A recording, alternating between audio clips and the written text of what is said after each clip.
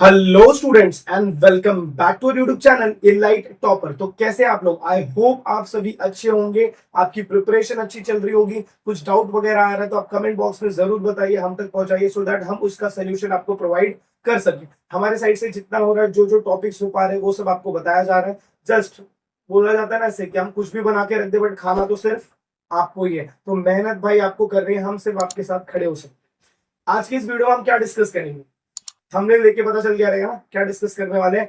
Algebra का paper भाई जब भी तू लिख रहा है बराबर, तो तू ऐसा पेपर लिखता है कि तेरे को 35-30 मार्क्स आराम से मिलेगा, बट फिर भी तेरे मार्क्स कम हो जा रहे हैं। Why? Because you are doing some silly mistakes, some common mistakes in maths, जिसकी वजह से आपके मार्क्स क्या हो रहे, कम हो रहे।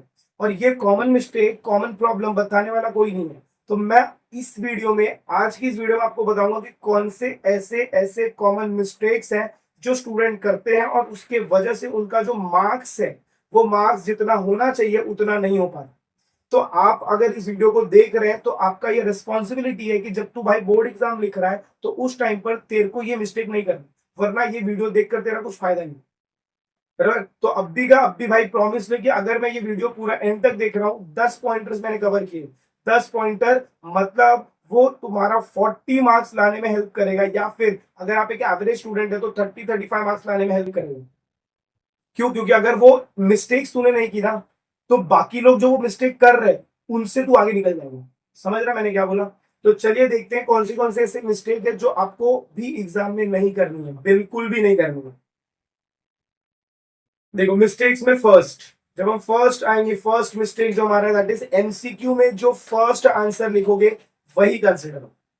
तो अगर सपोज मेरे पास एमसीक्यू में 5 ऑप्शन है, 1 2 3 4 5, सपोज पहले वाले का आंसर आया था, मैंने लिखा बी और इसका आंसर है 7, बट फिर मेरे को बाद में आ रहा है मेरा कुछ तो कैलकुलेशन में यहाँ वहां मिस्टेक हुआ, फिर मुझे याद है अरे यार यार यार ये नहीं है, 7 नहीं है, तो मैंने इसको कट किया और यहीं पर मैंने लिख दिया 8। तो ऐसे में मैंने फर्स्ट एमसीक्यू क्या अटेम्प्ट किया था, 7, वो मेरा रॉन्ग था तो उसी को कंसिडर किया था। फिर चाहिए 8 तुम्हारा राइट होगा, फिर भी ये मेरा क्वेश्चन क्या हो जाएगा भाई, रॉन्ग।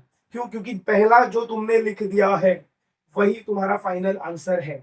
इफ इसका एक अल्टरनेटिव है, इफ अगर आपको इससे बचना है, सपोज आपका फर्स्ट रॉन्ग हो गया, गलती से बाजू वाले का देखा, पता चल गया आपको भाई ये आंसर गलत है, तो आपको क्या करना है, ये पूरा वन को इधर से कट करना, पूरा एक क्वेश्चन कट कर देना और सिंगल स्ट्रोक ड्रॉ करना। बराबर? और ये वन को यहां पर नीचे, मतलब 1 2 3 4 5 में लिखा, 5 के नीचे जगह रही, वहां पर आपको वापिस रिपीट करना। बराबर? अगर आपने यहां पर रिपीट किया तब जाके आपको उसका क्या मिलेगा भाई, तो पूरा मार्क्स मिलेगा। तो एमसीक्यू लिखते समय ऐसा लिखना है ध्यान से, क्योंकि एमसीक्यू 5 एमसीक्यूज होते हैं। अगर 5 में से आपके मार्क्स कम होते तो कहीं ना कहीं वो फाइनल टोटल मार्क्स में बोलते ना कि कम कम रह जाएगा, क्योंकि बाकी लोगों का वो जो 5 मार्क्स रहेगा, ये 5 मार्क्स छूटेगा नहीं, तो आपका भी नहीं छूटना चाहिए। नेक्स्ट, कैलकुलेशन पर ध्यान देना है। कैलकुलेशन पर ध्यान देना है और क्वेश्चन ऐसा सिलेक्ट करना है ना जिसमें कैलकुलेशन कम करना हो। अब वो हमें कैसा पता चलेगा? या तो ऐसा क्वेश्चन सिलेक्ट करो जिसको आपने प्रैक्टिस किया हो, या तो ऐसा क्वेश्चन सिलेक्ट करो जो दिखने में इजी लग रहा है, जिसमें बड़े बड़े नंबर नहीं। बराबर? तो कैलकुलेशन क्वेश्चन जो सिलेक्शन होगा ना, उसमें वो जानबूझ के तुम ऐसे क्वेश्चन देंगे जहां पर आपको कैलकुलेशन करना पड़ेगा। तो हमें ऐसा ध्यान देना कि भाई हम ऐसे क्वेश्चन सिलेक्ट करेंगे जिसमें ज्यादा कैलकुलेशन नहीं करना पड़ेगा। जो मेथड बोला है वही मेथड से सॉल्व करना है भाई, ये सबसे मेन पैटर्न है। ऐसा नहीं कि मुझे क्वेश्चन आ रहा है तो मैं कैसा भी सॉल्व करूं, नहीं, जो मेथड बोला है मुझे वही मेथड फॉलो करना।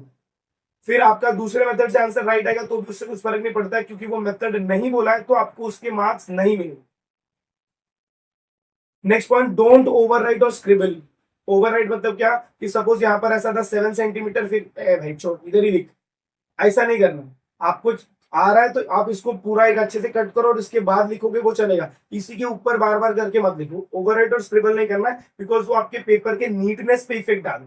पेपर आपको ना एकदम नीटली लिखना है। नीटली का मतलब क्या होता है भाई, देख, अगर हम हमारे घर को बहुत साफ सुथरा रखते हैं तो क्या होता है, एक पॉजिटिव वाइब आता है जिसकी वजह से हमें बहुत अच्छा लगता है। बट अगर भाई घर में पूरा कचरा यहाँ में फैला है, तो वैसे ही तुमको तुम्हारे पेपर में करना है। अगर पेपर एकदम नीट होगा तो उसमें से पॉजिटिव वाइब आएगी जो एग्जामिनर को क्या करेगा, attract to give more marks. समझ रहे? नेक्स्ट, पेपर प्रेजेंटेशन अच्छा है। पेपर प्रेजेंटेशन अच्छा रखो मतलब नीट रखो, सिंपल। जो भी कैलकुलेशन कैंसिलेशन करना है वो साइड में करो। साइड का मतलब क्या, देखो अब सपोज मैं सम सॉल्व कर रहा हूं और यहाँ पर आ गया 14/2, तो हमारी आदत क्या होती है, हम 2 1 2 7 यही करते हैं। ऐसा नहीं करना। ऐसा करने का मतलब क्या है कि ये रॉन्ग है और आपने उसको कट किया। बराबर?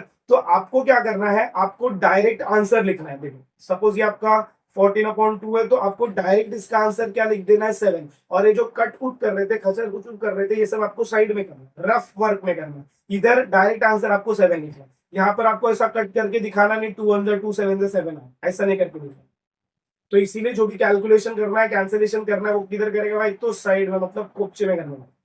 Next, handwriting should be readable. देखिए हैंडराइटिंग रीडेबल होना चाहिए। तो मैथ्स का पेपर लिख रहा है, उसके अंदर भी आपकी हैंडराइटिंग क्या होना चाहिए, प्रॉपर होना चाहिए, जिसको एग्जामिनर समझ सके। ग्राफ प्रॉपरली करना है। अगर आप ग्राफ का क्वेश्चन अटेम्प्ट कर रहे हो तो आपको ग्राफ प्रॉपरली करना है, उसके ऊपर स्केल प्रॉपरली लिखना है, और स्केल के साथ साथ आपका X axis Y axis proper होना, लिखा हुआ रहना चाहिए। ग्राफ का क्वेश्चन नंबर भी लिखना है। याद रखना, ग्राफ के बहुत लोग क्या करते हैं, ग्राफ गाय गाय में ग्राफ ड्रॉ करते हैं, बट क्वेश्चन नंबर भूल जाते हैं। इफ यू आर फॉरगेटिंग, अगर तू भूल रहा है क्वेश्चन नंबर, उस क्वेश्चन का तेरे को मार्क्स नहीं मिलेगा। फिर शायद तुमने अपना बेस्ट आंसर उसमें क्यों ना लिखा हो। अगर आप स्टैटिस्टिक्स कर रहे हो तो स्टैटिस्टिक्स में भाई टेबल बनाना सबसे ज्यादा इंपॉर्टेंट है। बहुत लोग है ना पूरा स्टैटिस्टिक्स सॉल्व कर लेते, टेबल नहीं बनाते, मार्क्स कटेगा एकदम। तो स्टैटिस्टिक्स बना रहे हो, देखो statistics high weightage chapter, question compulsory आएगा, तो टेबुलर फॉर्म होना ही चाहिए, टेबल आपको बनाना ही है। नेक्स्ट, अगर डेसिमल कैलकुलेशन कहीं दिख रहा है तो उसको प्रॉपरली सॉल्व करो। सॉल्व करने के बाद एक बार वापस क्रॉस चेक करो कि मेरा आंसर करेक्ट आया है या नहीं आया है। क्यों? क्योंकि डेसिमल है ना, ये तुमको बहुत तकलीफ देगा। तो डेसिमल कैलकुलेशन में आपको बहुत अच्छे से ध्यान रखिए। फिर एक और last point, right final answer in box for every question. हर एक क्वेश्चन में आपको जो भी आपका फाइनल आंसर आ रहा है, सपोज आपने एक साइमल्टेनियस इक्वेशन सॉल्व किया, इसका x का वैल्यू आया 2 और y का वैल्यू आया 3, तो लास्ट में आपको क्या करना है भाई, तो फाइनल आंसर में ऐसा बॉक्स डालना है और यहाँ पर लिखना है x is equal to 2 and y is equal to, बराबर, समझ में आया? तो ऐसा आपका फाइनल आंसर भी लिखा हुआ रहना चाहिए। कैलकुलेशन, आपको कैलकुलेशन मिस्टेक्स पर आपको ध्यान देना है। जो मेथड बोला है वो मेथड आपको वहां पर लिखना है कि सपोज आप फैक्टराइजेशन करो तो बाय फैक्टराइजेशन मेथड। ये छोटी छोटी मिस्टेक्स है जो आपको ध्यान में रखनी है। कैलकुलेशन करते समय आपका टेबल प्रॉपर होना चाहिए। कभी कभार हम गलती गलती से टेबल जो बोलते हैं ना 2 3 2 4 वो भी हमारा गलत हो जाता है। तो टेबल अगर गलत हो जा रहा है तो उससे प्रॉब्लम क्या होगा, हमारा कैलकुलेशन मिस्टेक होगा। और हर एक कैलकुलेशन को आपको क्या करना भाई, तो क्रॉस चेक करना है कि जो कैलकुलेशन है वो मैं क्रॉस चेक करूंगा और वापस चेक करूंगा कि भाई मेरा करेक्ट आया है या नहीं है। तो इसीलिए लास्ट का 10 से 15 मिनट आपको हर एक पेपर में रखना, सो दैट आप वहां पर चेक कर रहे हैं कि क्वेश्चन नंबर बरोबर डाला है, कैलकुलेशन बरोबर है। ये सारी चीजें आपको लास्ट के 15 मिनट में चेक करना है। तो आई होप आप ये मिस्टेक्स आप भूल कर भी एग्जाम में नहीं करेंगे, क्योंकि अगर आपने वीडियो देख लिया और देखने के बाद भी अगर आप मिस्टेक कर रहे हैं तो प्रॉब्लम है। देखने के बाद ये मिस्टेक्स, अभी आप जब पेपर्स वगैरह सॉल्व करोगे तो ट्राई करो कि ये मिस्टेक आपसे एग्जाम में नहीं हो। जब आप सॉल्व कर रहे हो, प्रैक्टिस कर रहे हो, तभी भी ये मिस्टेक नहीं हो, क्योंकि आदत लगी तभी तो एग्जाम में भी सेम होगा। ऐसा नहीं है कि आदत नहीं लगी और एक दिन जा रहे हो पेपर लिख रहे हो सब कुछ अपने आप आ जाएगा, ऐसा नहीं। तो हैबिट लगाओ, अभी टाइम है। इस टाइम पर अगर आपका हैबिट लग जाएगा तो अगले 10-15 दिन आप प्रैक्टिस करोगे तो एग्जाम में बहुत अच्छा परफॉर्म कर सकते। तो आई होप आपको वीडियो समझ में आ रहेगी, पॉइंटर समझ में आ रहेंगे, मिस्टेक समझ में आ रहेगी। तो मिलते हैं अगले वीडियो में कुछ ऐसे नए मिस्टेक्स नए टॉपिक के साथ। तब तक के लिए have a good day and take care everyone.